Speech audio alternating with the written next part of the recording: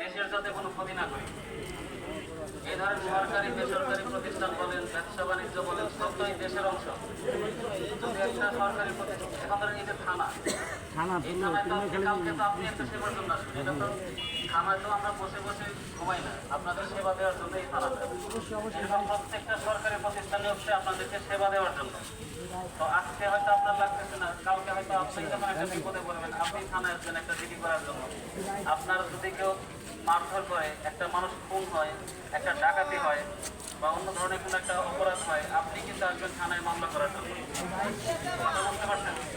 এরকম প্রত্যেকটা অফিস, যেটা যে সরকারি অফিসই হোক, আপনার ব্যাংক বলেন, আপনার উপজেলা বলেন, প্রত্যেকটা অফিসে কিন্তু কাজ হচ্ছে যে আপনাদেরকে সেবা দেওয়া। আপনারাই কোনো না কোনো সেবার জন্য কিন্তু এই অফিসগুলোতে যাবেন।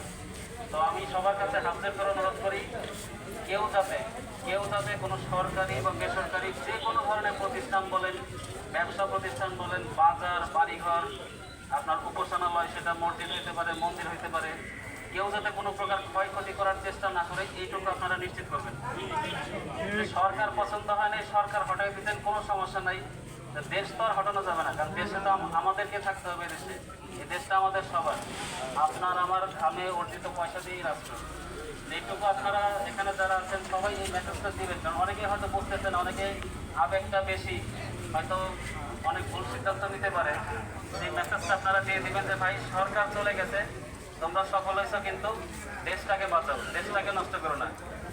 তো এরকম কোনো সরকারি বেসরকারি প্রতিষ্ঠান বলেন, শিক্ষা প্রতিষ্ঠান, ব্যবসা প্রতিষ্ঠান, কোনো অবস্থাতে যাতে কোনো ক্ষয়ক্ষতির শিকার না হয়, সেটা আপনারা নিশ্চিত করবেন।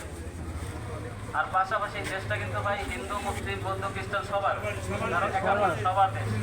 এবং এই বাংলাদেশ অসাম্প্রদায়িক বাংলাদেশ।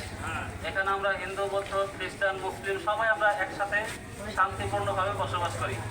আপনি মুসলিম, আপনার পাশের বাড়ির প্রতিবেশী সে হিন্দু, তো প্রতিদিন ঘুম থেকে ওঠার পরে তার সাথে আপনার দেখা হয়। আজকে যদি তার বাড়িতে একটা আক্রমণ হয়, যদি তার বাড়িতে একটা মানুষ খুন হয়, একটা মেয়ে অসম্মানিত হয়, তার বাড়িতে লুটপাট ঘটে, তার মন্দিরে হামলা হয়, আপনি কাল সকালে নিজে তার সামনে মুখ দেখাতে পারবেন না। তো এইটুকু আমার অনুরোধ, আমার সবার কাছে আমার দুইটা অনুরোধ। একটা হচ্ছে কোনো সরকারি বেসরকারি প্রতিষ্ঠান, ব্যবসা প্রতিষ্ঠান যাতে কোনোভাবেই ক্ষয়ক্ষতির শিকার না হয়, সেটাও নিশ্চিত করবেন। পাশাপাশি আপনার যারা হিন্দু ভাই আছে, প্রতিবেশী আছে, তারা যাতে তাদের কোনো বাড়িঘর, ব্যবসা প্রতিষ্ঠান, কোনো মন্দির কোনো প্রকারের ক্ষয়ক্ষতি হইতে না পারে, সেটা একটু নিশ্চিত করবেন। আর বাংলাদেশ পুলিশ সবসময় আপনাদের সেবায় নিয়োজিত ছিল, এখনও আছে, ভবিষ্যতেও থাকবে। পুলিশ আপনাদের সাথে ছিল, এখনও আছে, ভবিষ্যতে থাকবে। আপনাদের সবার জন্য শুভকামনা। শুধু আমার এই অনুরোধ করবো, আপনারা রক্ষা করবেন। ঠিক আছে।